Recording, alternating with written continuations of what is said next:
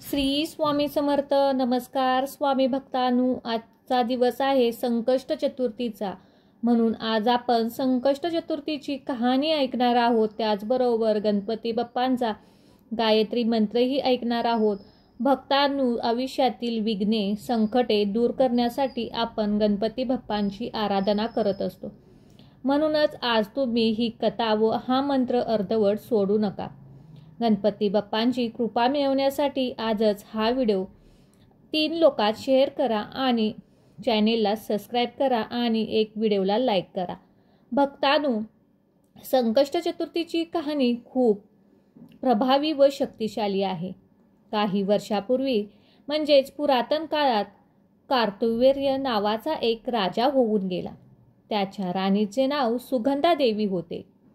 त्याच्या राज्यात समृद्धी होती. राजाकडे सर्व प्रकारचे वैभव होते, पण त्याच्या पोटी मुलगा म्हणजे संतान नव्हते. त्यामुळे राजा खूप दुःखी असायचा. राणीही खूप दुःखी असायची. राजाने खूप दानधर्म केला, खूप नवस केले, परंतु त्याला संतान प्राप्ती काही झाली नाही. राजा राणी रोजचे दिवस उदास असायचे. ते तीर्थयात्राही करू लागले, तरीही त्याचा काहीच फायदा झाला नाही. राजाला आपले साम्राज्य सांभाळण्यासाठी मुलगा किंवा मुलगी म्हणजे संतान प्राप्ती झाली नाही. एके दिवशी राजा झोपलेला असताना त्याच्या स्वप्नात त्याचे वडील आले आणि त्यांनी राजाच्या स्वप्नात येऊन गणेशाची आराधना करण्यास सांगितले. संकष्ट चतुर्थीचे व्रत कर असे मार्गदर्शन केले. राजाने सकाळी उठून तो दृष्टांत आपल्या राणीला सांगितला. राणीला अतिशय आनंद झाला.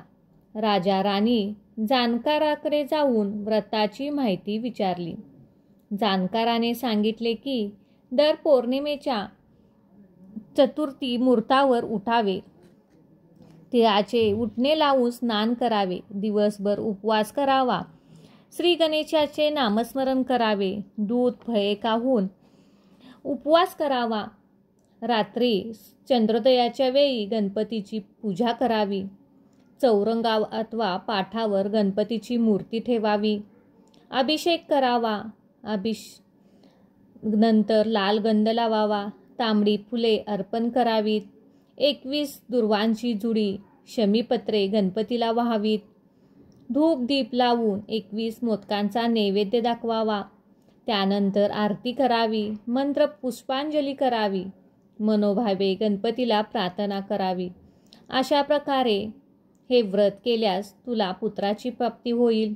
चंद्रोदय झाल्यावर चंद्राची पूजा करावी, त्याला ओवाळावे, मग चौरंगाव पाटावरील पूजा विसर्जित करावी, भोजन प्रसाद ग्रहण करावा.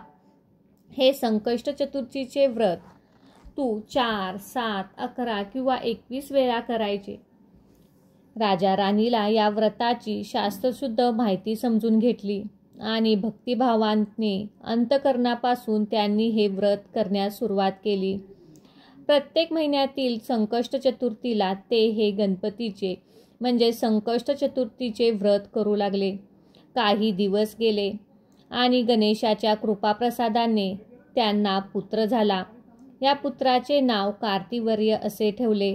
हा मुलगा पुढे महान गणेश भक्त झाला. पुरातन काळापासून आजपर्यंत अनेक भक्तांनी संकष्ट चतुर्थीचे व्रत केले व आपले कार्य सफल केले.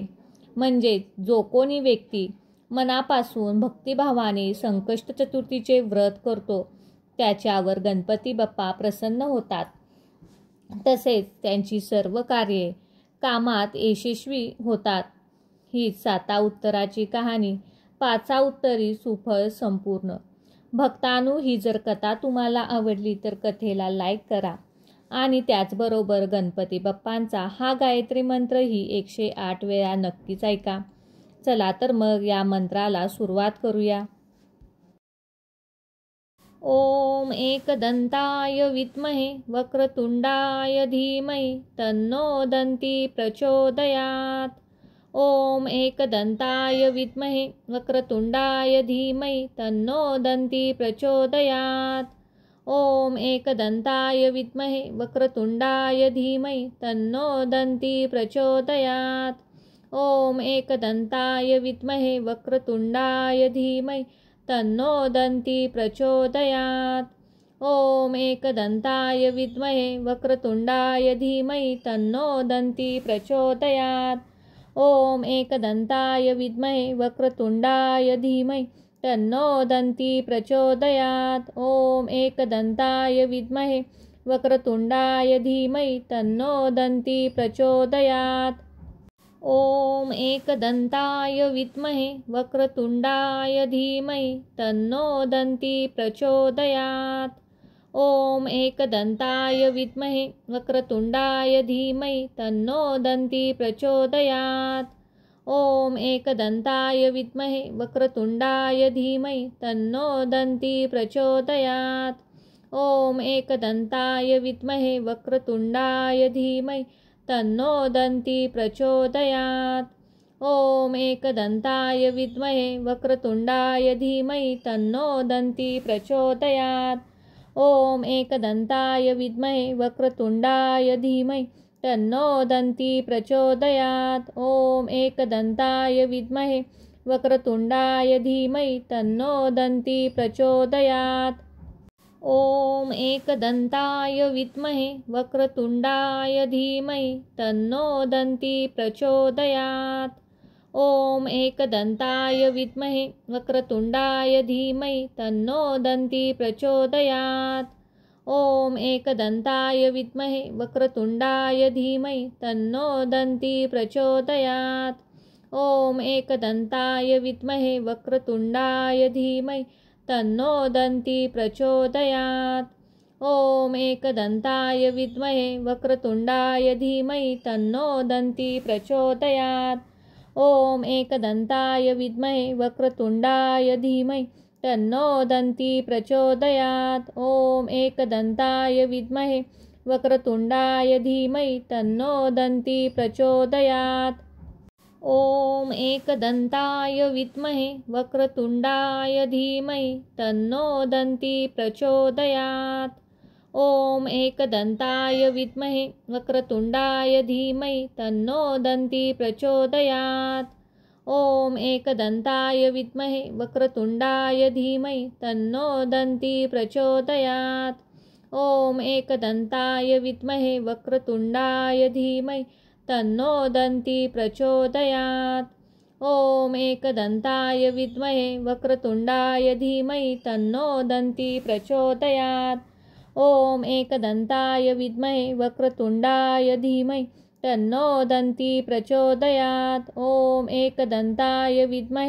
वक्रतुण्डाय धीमहि तन्नो दन्ती प्रचोदयात्। ॐ एकदन्ताय विद्महे वक्रतुण्डाय धीमहि तन्नो दन्ती प्रचोदयात्।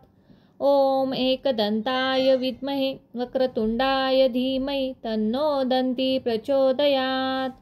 ॐ एकदन्ताय विद्महे वक्रतुण्डाय धीमहि तन्नो दन्ती प्रचोदयात्।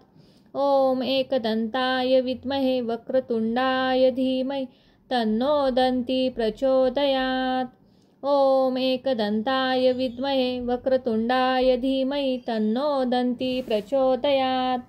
ॐ एकदन्ताय विद्महे वक्रतुण्डाय धीमहि तन्नो दन्ती प्रचोदयात्। ॐ एकदन्ताय विद्महे वक्रतुण्डाय धीमहि तन्नो दन्ती प्रचोदयात्। ॐ एकदन्ताय विद्महे वक्रतुण्डाय धीमहि तन्नो दन्ती प्रचोदयात्। ॐ एकदन्ताय विद्महे वक्रतुण्डाय धीमहि तन्नो दन्ती प्रचोदयात्। ॐ एकदन्ताय विद्महे वक्रतुण्डाय धीमहि तन्नो दन्ती प्रचोदयात्। ॐ एकदन्ताय विद्महे वक्रतुण्डाय धीमहि तन्नो दन्ती प्रचोदयात्। ॐ एकदन्ताय विद्महे वक्रतुण्डाय धीमहि तन्नो दन्ती प्रचोदयात्। ॐ एकदन्ताय विद्महे वक्रतुण्डाय धीमहि तन्नो दन्ती प्रचोदयात्। ॐ एकदन्ताय विद्महे वक्रतुण्डाय धीमहि तन्नो दन्ती प्रचोदयात्। ॐ एकदन्ताय विद्महे वक्रतुण्डाय धीमहि तन्नो दन्ती प्रचोदयात्। ॐ एकदन्ताय विद्महे वक्रतुण्डाय धीमहि तन्नो दन्ती प्रचोदयात्। ॐ एकदन्ताय विद्महे वक्रतुण्डाय धीमहि तन्नो दन्ती प्रचोदयात्। ॐ एकदन्ताय विद्महे वक्रतुण्डाय धीमहि तन्नो दन्ती प्रचोदयात्। ॐ एकदन्ताय विद्महे वक्रतुण्डाय धीमहि तन्नो दन्ती प्रचोदयात्। ॐ एकदन्ताय विद्महे वक्रतुण्डाय धीमहि तन्नो दन्ती प्रचोदयात्। ॐ एकदन्ताय विद्महे वक्रतुण्डाय धीमहि तन्नो दन्ती प्रचोदयात्। ॐ एकदन्ताय विद्महे वक्रतुण्डाय धीमहि तन्नो दन्ती प्रचोदयात्। ॐ एकदन्ताय विद्महे वक्रतुण्डाय धीमहि तन्नो दन्ती प्रचोदयात्। ॐ एकदन्ताय विद्महे वक्रतुण्डाय धीमहि तन्नो दन्ती प्रचोदयात्। ॐ एकदन्ताय विद्महे वक्रतुण्डाय धीमहि तन्नो दन्ती प्रचोदयात्। ॐ एकदन्ताय विद्महे वक्रतुण्डाय धीमहि तन्नो दन्ती प्रचोदयात्। ॐ एकदन्ताय विद्महे वक्रतुण्डाय धीमहि तन्नो दन्ती प्रचोदयात्। ॐ एकदन्ताय विद्महे वक्रतुण्डाय धीमहि तन्नो दन्ती प्रचोदयात्। ॐ एकदन्ताय विद्महे वक्रतुण्डाय धीमहि तन्नो दन्ती प्रचोदयात्। ॐ एकदन्ताय विद्महे वक्रतुण्डाय धीमहि तन्नो दन्ती प्रचोदयात्। ॐ एकदन्ताय विद्महे वक्रतुण्डाय धीमहि तन्नो दन्ती प्रचोदयात्। ॐ एकदन्ताय विद्महे वक्रतुण्डाय धीमहि तन्नो दन्ती प्रचोदयात्। ॐ एकदन्ताय विद्महे वक्रतुण्डाय धीमहि तन्नो दन्ती प्रचोदयात्। ॐ एकदन्ताय विद्महे वक्रतुण्डाय धीमहि तन्नो दन्ती प्रचोदयात्। ॐ एकदन्ताय विद्महे वक्रतुण्डाय धीमहि तन्नो दन्ती प्रचोदयात्। ॐ एकदन्ताय विद्महे वक्रतुण्डाय धीमहि तन्नो दन्ती प्रचोदयात्। ॐ एकदन्ताय विद्महे वक्रतुण्डाय धीमहि तन्नो दन्ती प्रचोदयात्। ॐ एकदन्ताय विद्महे वक्रतुण्डाय धीमहि तन्नो दन्ती प्रचोदयात्। ॐ एकदन्ताय विद्महे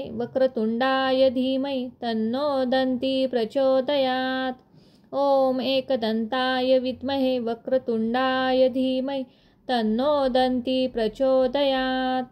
ॐ एकदन्ताय विद्महे वक्रतुण्डाय धीमहि तन्नो दन्ती प्रचोदयात्। ॐ एकदन्ताय विद्महे वक्रतुण्डाय धीमहि तन्नो दन्ती प्रचोदयात्। ॐ एकदन्ताय विद्महे वक्रतुण्डाय धीमहि तन्नो दन्ती प्रचोदयात्। ॐ एकदन्ताय विद्महे वक्रतुण्डाय धीमहि तन्नो दन्ती प्रचोदयात्।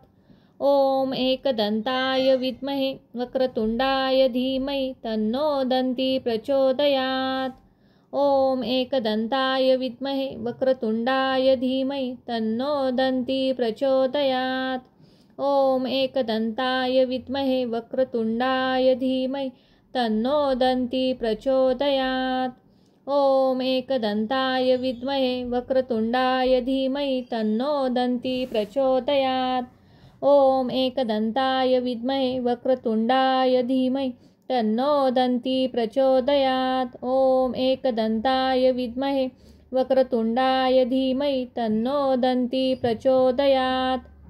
ॐ एकदन्ताय विद्महे वक्रतुण्डाय धीमहि तन्नो दन्ती प्रचोदयात्। ॐ एकदन्ताय विद्महे वक्रतुण्डाय धीमहि तन्नो दन्ती प्रचोदयात्। ॐ एकदन्ताय विद्महे वक्रतुण्डाय धीमहि तन्नो दन्ती प्रचोदयात्। ॐ एकदन्ताय विद्महे वक्रतुण्डाय धीमहि तन्नो दन्ती प्रचोदयात्। ॐ एकदन्ताय विद्महे वक्रतुण्डाय धीमहि तन्नो दन्ती प्रचोदयात्। ॐ एकदन्ताय विद्महे वक्रतुण्डाय धीमहि तन्नो दन्ती प्रचोदयात्। ॐ एकदन्ताय विद्महे वक्रतुण्डाय धीमहि तन्नो दन्ती प्रचोदयात्। ॐ एकदन्ताय विद्महे वक्रतुण्डाय धीमहि तन्नो दन्ती प्रचोदयात्। ॐ एकदन्ताय विद्महे वक्रतुण्डाय धीमहि तन्नो दन्ती प्रचोदयात्। ॐ एकदन्ताय विद्महे वक्रतुण्डाय धीमहि तन्नो दन्ती प्रचोदयात्। ॐ एकदन्ताय विद्महे वक्रतुण्डाय धीमहि तन्नो दन्ती प्रचोदयात्। ॐ एकदन्ताय विद्महे वक्रतुण्डाय धीमहि तन्नो दन्ती प्रचोदयात्। ॐ एकदन्ताय विद्महे वक्रतुण्डाय धीमहि तन्नो दन्ती प्रचोदयात्। ॐ एकदन्ताय विद्महे वक्रतुण्डाय धीमहि तन्नो दन्ती प्रचोदयात्। ॐ एकदन्ताय विद्महे वक्रतुण्डाय धीमहि तन्नो दन्ती प्रचोदयात्। ॐ एकदन्ताय विद्महे वक्रतुण्डाय धीमहि तन्नो दन्ती प्रचोदयात्। ॐ एकदन्ताय विद्महे वक्रतुण्डाय धीमहि तन्नो दन्ती प्रचोदयात्।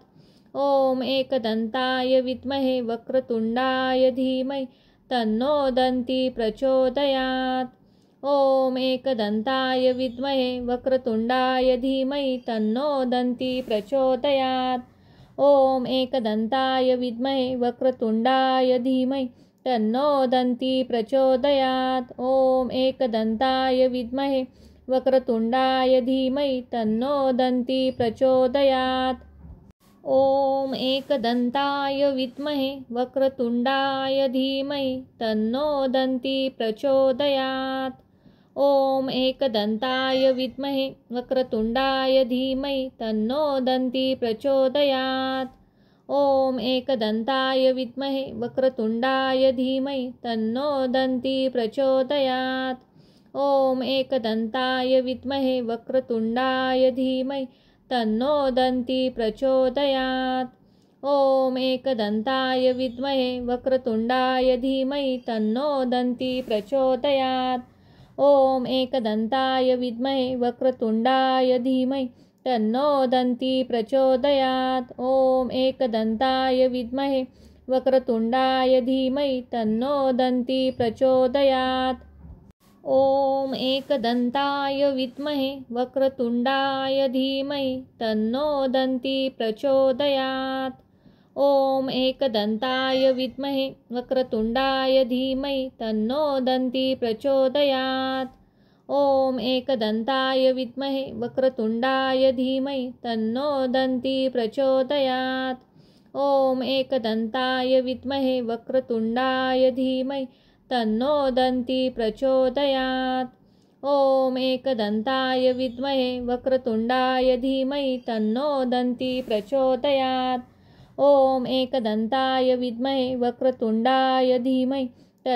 दन्ती प्रचोदयात्। ॐ एकदन्ताय विद्महे वक्रतुण्डाय धीमहि तन्नो दन्ती प्रचोदयात्। ॐ एकदन्ताय विद्महे वक्रतुण्डाय धीमहि तन्नो दन्ती प्रचोदयात्। ॐ एकदन्ताय विद्महे वक्रतुण्डाय धीमहि तन्नो दन्ती प्रचोदयात्। ॐ एकदन्ताय विद्महे वक्रतुण्डाय धीमहि तन्नो दन्ती प्रचोदयात्। ॐ एकदन्ताय विद्महे वक्रतुण्डाय धीमहि तन्नो दन्ती प्रचोदयात्। ॐ एकदन्ताय विद्महे वक्रतुण्डाय धीमहि तन्नो दन्ती प्रचोदयात्। ॐ एकदन्ताय विद्महे वक्रतुण्डाय धीमहि तन्नो दन्ती प्रचोदयात्। ॐ एकदन्ताय विद्महे वक्रतुण्डाय धीमहि तन्नो दन्ती प्रचोदयात्। ॐ एकदन्ताय विद्महे वक्रतुण्डाय धीमहि तन्नो दन्ती प्रचोदयात्। ॐ एकदन्ताय विद्महे वक्रतुण्डाय धीमहि तन्नो दन्ती प्रचोदयात्। ॐ एकदन्ताय विद्महे वक्रतुण्डाय धीमहि तन्नो दन्ती प्रचोदयात्। ॐ एकदन्ताय विद्महे वक्रतुण्डाय धीमहि तन्नो दन्ती प्रचोदयात्। ॐ एकदन्ताय विद्महे वक्रतुण्डाय धीमहि तन्नो दन्ती प्रचोदयात्। ॐ एकदन्ताय विद्महे वक्रतुण्डाय धीमहि तन्नो दन्ती प्रचोदयात्। ॐ एकदन्ताय विद्महे वक्रतुण्डाय धीमहि तन्नो दन्ती प्रचोदयात्। ॐ एकदन्ताय विद्महे वक्रतुण्डाय धीमहि तन्नो दन्ती प्रचोदयात्। ॐ एकदन्ताय विद्महे वक्रतुण्डाय धीमहि तन्नो दन्ती प्रचोदयात्। ॐ एकदन्ताय विद्महे वक्रतुण्डाय धीमहि तन्नो दन्ती प्रचोदयात्। ॐ एकदन्ताय विद्महे वक्रतुण्डाय धीमहि तन्नो दन्ती प्रचोदयात्। ॐ एकदन्ताय विद्महे वक्रतुण्डाय धीमहि तन्नो दन्ती प्रचोदयात्। ॐ एकदन्ताय विद्महे वक्रतुण्डाय धीमहि तन्नो दन्ती प्रचोदयात्। ॐ एकदन्ताय विद्महे वक्रतुण्डाय धीमहि तन्नो दन्ती प्रचोदयात्। ॐ एकदन्ताय विद्महे वक्रतुण्डाय धीमहि तन्नो दन्ती प्रचोदयात्। ॐ एकदन्ताय विद्महे वक्रतुण्डाय धीमहि तन्नो दन्ती प्रचोदयात्। ॐ एकदन्ताय विद्महे वक्रतुण्डाय धीमहि तन्नो दन्ती प्रचोदयात्।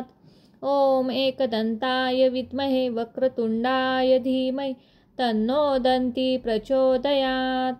ॐ एकदन्ताय विद्महे वक्रतुण्डाय धीमहि तन्नो दन्ती प्रचोदयात्। ॐ एकदन्ताय विद्महे वक्रतुण्डाय धीमहि तन्नो दन्ती प्रचोदयात्। ॐ एकदन्ताय विद्महे वक्रतुण्डाय धीमहि तन्नो दन्ती प्रचोदयात्। ॐ एकदन्ताय विद्महे वक्रतुण्डाय धीमहि तन्नो दन्ती प्रचोदयात्। ॐ एकदन्ताय विद्महे वक्रतुण्डाय धीमहि तन्नो दन्ती प्रचोदयात्। ॐ एकदन्ताय विद्महे वक्रतुण्डाय धीमहि तन्नो दन्ती प्रचोदयात्। ॐ एकदन्ताय विद्महे वक्रतुण्डाय धीमहि तन्नो दन्ती प्रचोदयात्। ॐ एकदन्ताय विद्महे वक्रतुण्डाय धीमहि तन्नो दन्ती प्रचोदयात्। ॐ एकदन्ताय विद्महे वक्रतुण्डाय धीमहि तन्नो दन्ती प्रचोदयात्।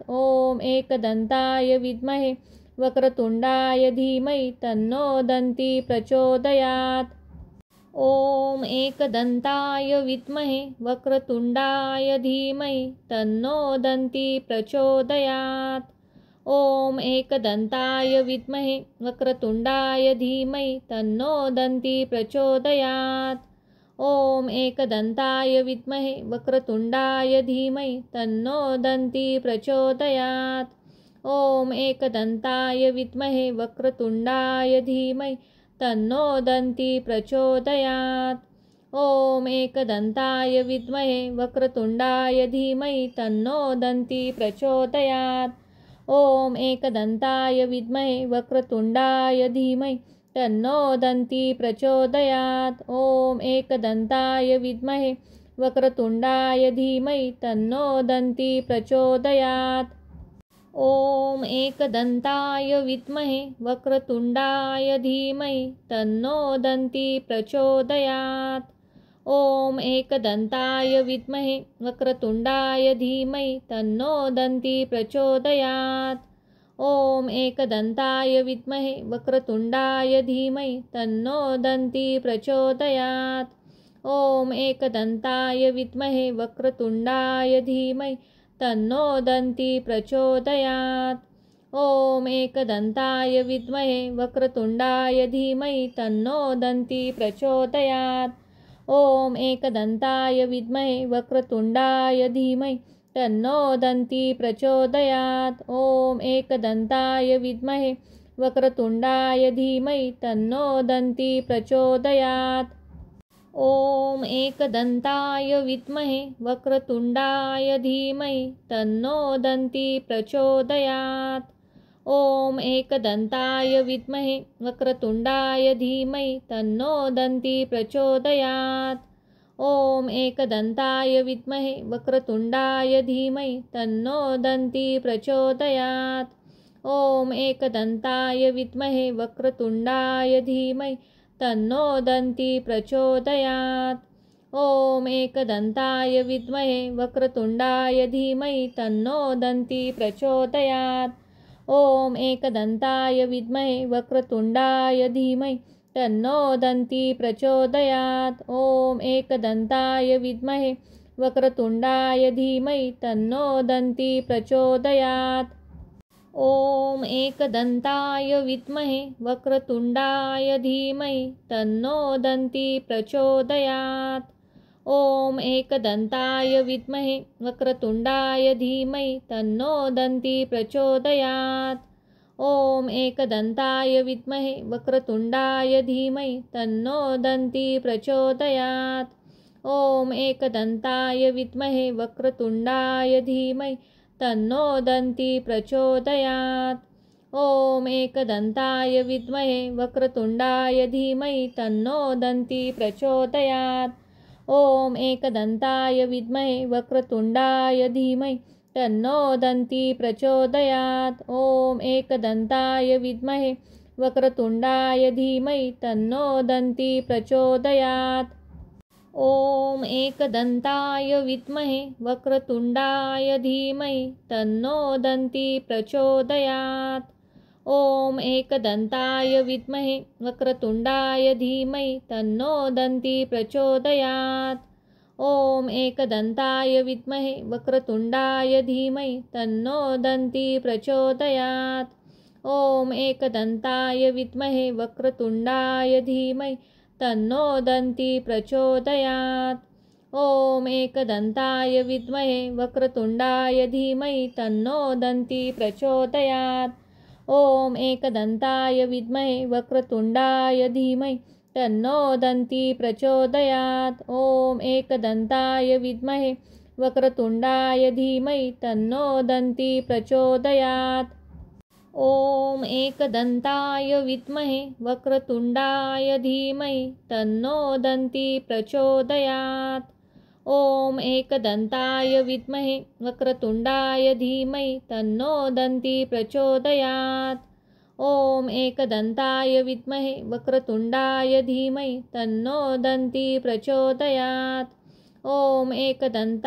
विद्महे वक्रतुण्डाय धीमहि तन्नो दन्ती प्रचोदयात्। ॐ एकदन्ताय विद्महे वक्रतुण्डाय धीमहि तन्नो दन्ती प्रचोदयात्। ॐ एकदन्ताय विद्महे वक्रतुण्डाय धीमहि तन्नो दन्ती प्रचोदयात्। ॐ एकदन्ताय विद्महे वक्रतुण्डाय धीमहि तन्नो दन्ती प्रचोदयात्। ॐ एकदन्ताय विद्महे वक्रतुण्डाय धीमहि तन्नो दन्ती प्रचोदयात्। ॐ एकदन्ताय विद्महे वक्रतुण्डाय धीमहि तन्नो दन्ती प्रचोदयात्। ॐ एकदन्ताय विद्महे वक्रतुण्डाय धीमहि तन्नो दन्ती प्रचोदयात्। ॐ एकदन्ताय विद्महे वक्रतुण्डाय धीमहि तन्नो दन्ती प्रचोदयात्। ॐ एकदन्ताय विद्महे वक्रतुण्डाय धीमहि तन्नो दन्ती प्रचोदयात्। ॐ एकदन्ताय विद्महे वक्रतुण्डाय धीमहि तन्नो दन्ती प्रचोदयात्। ॐ एकदन्ताय विद्महे वक्रतुण्डाय धीमहि तन्नो दन्ती प्रचोदयात्। ॐ एकदन्ताय विद्महे वक्रतुण्डाय धीमहि तन्नो दन्ती प्रचोदयात्। ॐ एकदन्ताय विद्महे वक्रतुण्डाय धीमहि तन्नो दन्ती प्रचोदयात्। ॐ एकदन्ताय विद्महे वक्रतुण्डाय धीमहि तन्नो दन्ती प्रचोदयात्। ॐ एकदन्ताय विद्महे वक्रतुण्डाय धीमहि तन्नो दन्ती प्रचोदयात्। ॐ एकदन्ताय विद्महे वक्रतुण्डाय धीमहि तन्नो दन्ती प्रचोदयात्। ॐ एकदन्ताय विद्महे वक्रतुण्डाय धीमहि तन्नो दन्ती प्रचोदयात्। ॐ एकदन्ताय विद्महे वक्रतुण्डाय धीमहि तन्नो दन्ती प्रचोदयात्। ॐ एकदन्ताय विद्महे वक्रतुण्डाय धीमहि तन्नो दन्ती प्रचोदयात्।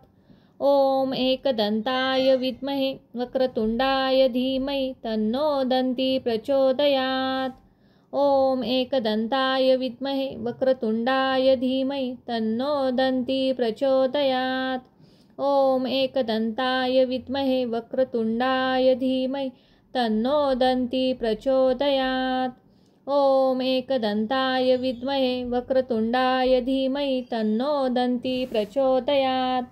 ॐ एकदन्ताय विद्महे वक्रतुण्डाय धीमहि तन्नो दन्ती प्रचोदयात्। ॐ एकदन्ताय विद्महे वक्रतुण्डाय धीमहि तन्नो दन्ती प्रचोदयात्। ॐ एकदन्ताय विद्महे वक्रतुण्डाय धीमहि तन्नो दन्ती प्रचोदयात्। ॐ एकदन्ताय विद्महे वक्रतुण्डाय धीमहि तन्नो दन्ती प्रचोदयात्। ॐ एकदन्ताय विद्महे वक्रतुण्डाय धीमहि तन्नो दन्ती प्रचोदयात्। ॐ एकदन्ताय विद्महे वक्रतुण्डाय धीमहि तन्नो दन्ती प्रचोदयात्। ॐ एकदन्ताय विद्महे वक्रतुण्डाय धीमहि तन्नो दन्ती प्रचोदयात्। ॐ एकदन्ताय विद्महे वक्रतुण्डाय धीमहि तन्नो दन्ती प्रचोदयात्। ॐ एकदन्ताय विद्महे वक्रतुण्डाय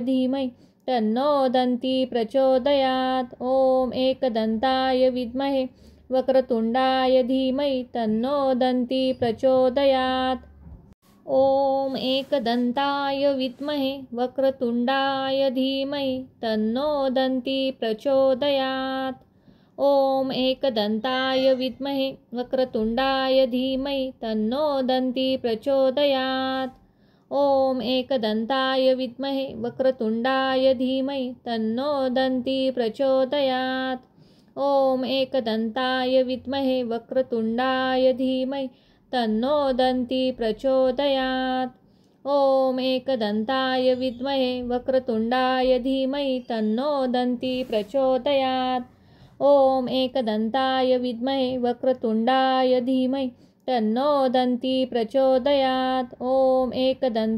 विद्महे वक्रतुण्डाय धीमहि तन्नो दन्ती प्रचोदयात्। ॐ एकदन्ताय विद्महे वक्रतुण्डाय धीमहि तन्नो दन्ती प्रचोदयात्। ॐ एकदन्ताय विद्महे वक्रतुण्डाय धीमहि तन्नो दन्ती प्रचोदयात्। ॐ एकदन्ताय विद्महे वक्रतुण्डाय धीमहि तन्नो दन्ती प्रचोदयात्। ॐ एकदन्ताय विद्महे वक्रतुण्डाय धीमहि तन्नो दन्ती प्रचोदयात्। ॐ एकदन्ताय विद्महे वक्रतुण्डाय धीमहि तन्नो दन्ती प्रचोदयात्। ॐ एकदन्ताय विद्महे वक्रतुण्डाय धीमहि तन्नो दन्ती प्रचोदयात्। ॐ एकदन्ताय विद्महे वक्रतुण्डाय धीमहि तन्नो दन्ती प्रचोदयात्। ॐ एकदन्ताय विद्महे वक्रतुण्डाय धीमहि तन्नो दन्ती प्रचोदयात्। ॐ एकदन्ताय विद्महे वक्रतुण्डाय धीमहि तन्नो दन्ती प्रचोदयात्। ॐ एकदन्ताय विद्महे वक्रतुण्डाय धीमहि तन्नो दन्ती प्रचोदयात्। ॐ एकदन्ताय विद्महे वक्रतुण्डाय धीमहि तन्नो दन्ती प्रचोदयात्। ॐ एकदन्ताय विद्महे वक्रतुण्डाय धीमहि तन्नो दन्ती प्रचोदयात्। ॐ एकदन्ताय विद्महे वक्रतुण्डाय धीमहि तन्नो दन्ती प्रचोदयात्। ॐ एकदन्ताय विद्महे वक्रतुण्डाय धीमहि तन्नो दन्ती प्रचोदयात्। ॐ एकदन्ताय विद्महे वक्रतुण्डाय धीमहि तन्नो दन्ती प्रचोदयात्। ॐ एकदन्ताय विद्महे वक्रतुण्डाय धीमहि तन्नो दन्ती प्रचोदयात्। ॐ एकदन्ताय विद्महे वक्रतुण्डाय धीमहि तन्नो दन्ती प्रचोदयात्। ॐ एकदन्ताय विद्महे वक्रतुण्डाय धीमहि तन्नो दन्ती प्रचोदयात्। ॐ एकदन्ताय विद्महे वक्रतुण्डाय धीमहि तन्नो दन्ती प्रचोदयात्। ॐ एकदन्ताय विद्महे वक्रतुण्डाय धीमहि तन्नो दन्ती प्रचोदयात्। ॐ एकदन्ताय विद्महे वक्रतुण्डाय धीमहि तन्नो दन्ती प्रचोदयात्। ॐ एकदन्ताय विद्महे वक्रतुण्डाय धीमहि तन्नो दन्ती प्रचोदयात्। ॐ एकदन्ताय विद्महे वक्रतुण्डाय धीमहि तन्नो दन्ती प्रचोदयात्। ॐ एकदन्ताय विद्महे वक्रतुण्डाय धीमहि तन्नो दन्ती प्रचोदयात्। ॐ एकदन्ताय विद्महे वक्रतुण्डाय धीमहि तन्नो दन्ती प्रचोदयात्। ॐ एकदन्ताय विद्महे वक्रतुण्डाय धीमहि तन्नो दन्ती प्रचोदयात्। ॐ एकदन्ताय विद्महे वक्रतुण्डाय धीमहि तन्नो दन्ती प्रचोदयात्। ॐ एकदन्ताय विद्महे वक्रतुण्डाय धीमहि तन्नो दन्ती प्रचोदयात्। ॐ एकदन्ताय विद्महे वक्रतुण्डाय धीमहि तन्नो दन्ती प्रचोदयात्। ॐ एकदन्ताय विद्महे वक्रतुण्डाय धीमहि तन्नो दन्ती प्रचोदयात्। ॐ एकदन्ताय विद्महे वक्रतुण्डाय धीमहि तन्नो दन्ती प्रचोदयात्। ॐ एकदन्ताय विद्महे वक्रतुण्डाय धीमहि तन्नो दन्ती प्रचोदयात्। ॐ एकदन्ताय विद्महे वक्रतुण्डाय धीमहि तन्नो दन्ती प्रचोदयात्। ॐ एकदन्ताय विद्महे वक्रतुण्डाय धीमहि तन्नो दन्ती प्रचोदयात्। ॐ एकदन्ताय विद्महे वक्रतुण्डाय धीमहि तन्नो दन्ती प्रचोदयात्। ॐ एकदन्ताय विद्महे वक्रतुण्डाय धीमहि तन्नो दन्ती प्रचोदयात्।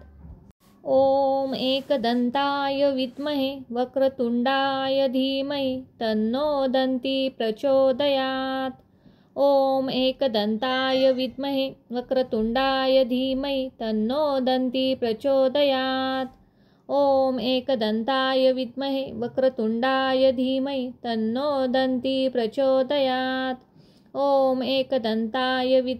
वक्रतुण्डाय धीमहि तन्नो दन्ती प्रचोदयात्। ॐ एकदन्ताय विद्महे वक्रतुण्डाय धीमहि तन्नो दन्ती प्रचोदयात्। ॐ एकदन्ताय विद्महे वक्रतुण्डाय धीमहि तन्नो दन्ती प्रचोदयात्। ॐ एकदन्ताय विद्महे वक्रतुण्डाय धीमहि तन्नो दन्ती प्रचोदयात्। ॐ एकदन्ताय विद्महे वक्रतुण्डाय धीमहि तन्नो दन्ती प्रचोदयात्। ॐ एकदन्ताय विद्महे वक्रतुण्डाय धीमहि तन्नो दन्ती प्रचोदयात्। ॐ एकदन्ताय विद्महे वक्रतुण्डाय धीमहि तन्नो दन्ती प्रचोदयात्। ॐ एकदन्ताय विद्महे वक्रतुण्डाय धीमहि तन्नो दन्ती प्रचोदयात्। ॐ एकदन्ताय विद्महे वक्रतुण्डाय धीमहि तन्नो दन्ती प्रचोदयात्। ॐ एकदन्ताय विद्महे वक्रतुण्डाय धीमहि तन्नो दन्ती प्रचोदयात्। ॐ एकदन्ताय विद्महे वक्रतुण्डाय धीमहि तन्नो दन्ती प्रचोदयात्। ॐ एकदन्ताय विद्महे वक्रतुण्डाय धीमहि तन्नो दन्ती प्रचोदयात्। ॐ एकदन्ताय विद्महे वक्रतुण्डाय धीमहि तन्नो दन्ती प्रचोदयात्। ॐ एकदन्ताय विद्महे वक्रतुण्डाय धीमहि तन्नो दन्ती प्रचोदयात्। ॐ एकदन्ताय विद्महे वक्रतुण्डाय धीमहि तन्नो दन्ती प्रचोदयात्। ॐ एकदन्ताय विद्महे वक्रतुण्डाय धीमहि तन्नो दन्ती प्रचोदयात्। ॐ एकदन्ताय विद्महे वक्रतुण्डाय धीमहि तन्नो दन्ती प्रचोदयात्। ॐ एकदन्ताय विद्महे वक्रतुण्डाय धीमहि तन्नो दन्ती प्रचोदयात्। ॐ एकदन्ताय विद्महे वक्रतुण्डाय धीमहि तन्नो दन्ती प्रचोदयात्। ॐ एकदन्ताय विद्महे वक्रतुण्डाय धीमहि तन्नो दन्ती प्रचोदयात्।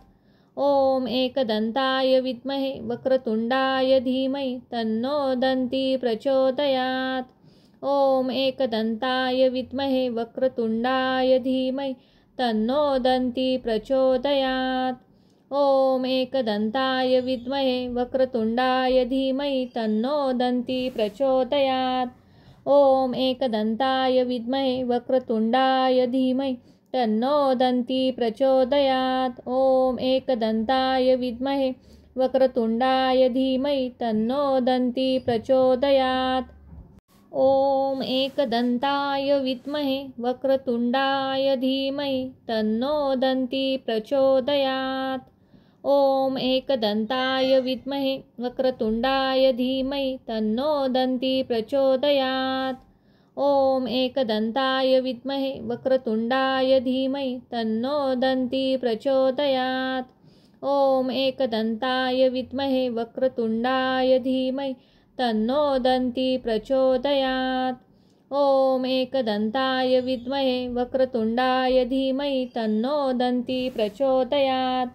ॐ एकदन्ताय विद्महे वक्रतुण्डाय धीमहि तन्नो दन्ती प्रचोदयात्। ॐ एकदन्ताय विद्महे वक्रतुण्डाय धीमहि तन्नो दन्ती प्रचोदयात्।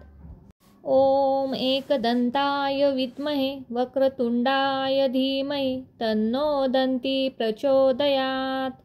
ॐ एकदन्ताय विद्महे वक्रतुण्डाय धीमहि तन्नो दन्ती प्रचोदयात्।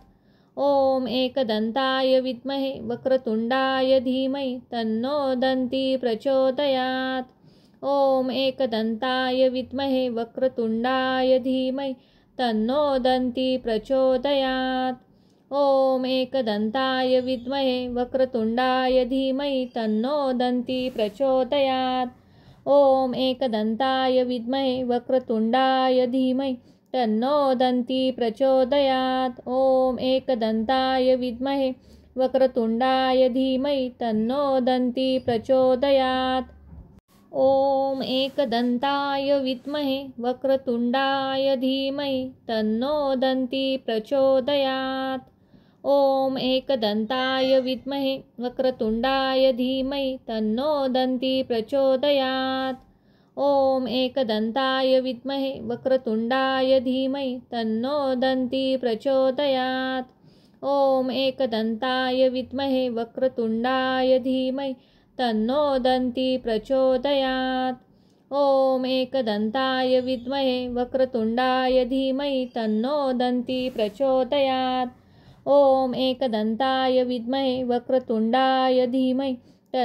दन्ती प्रचोदयात्। ॐ एकदन्ताय विद्महे वक्रतुण्डाय धीमहि तन्नो दन्ती प्रचोदयात्। ॐ एकदन्ताय विद्महे वक्रतुण्डाय धीमहि तन्नो दन्ती प्रचोदयात्। ॐ एकदन्ताय विद्महे वक्रतुण्डाय धीमहि तन्नो दन्ती प्रचोदयात्। ॐ एकदन्ताय विद्महे वक्रतुण्डाय धीमहि तन्नो दन्ती प्रचोदयात्। ॐ एकदन्ताय विद्महे वक्रतुण्डाय धीमहि तन्नो दन्ती प्रचोदयात्। ॐ एकदन्ताय विद्महे वक्रतुण्डाय धीमहि तन्नो दन्ती प्रचोदयात्। ॐ एकदन्ताय विद्महे वक्रतुण्डाय धीमहि तन्नो दन्ती प्रचोदयात्। ॐ एकदन्ताय विद्महे वक्रतुण्डाय धीमहि तन्नो दन्ती प्रचोदयात्। ओम एकदंताय विद्महे वक्रतुंडाय धीमहि तन्नो दन्ती प्रचोदयात्। ओम एकदंताय विद्महे वक्रतुंडाय धीमहि तन्नो दन्ती प्रचोदयात्।